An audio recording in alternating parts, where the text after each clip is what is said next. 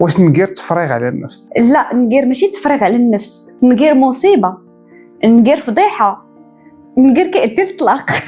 نقير كيعيش ضغط نفسي من بعد التقاعد. ما تيحبش راجلي من نقير. علاش؟ لان الفراغ تيبقاش راسو عامر بزاف ديال الحاجات. حنا كنعرفوا بلي الخدمه كتشكل واحد 8 ساعات في النهار وانت مشغول وكتمشي للدار، بعض المرات كتبقى كتفكر في ديك الخدمه ودم بالك كيبقى مشطول. مي علاش هضرنا غير على لو مال هو اللي كينقر؟ انا مراه. هاكا صافي قاري.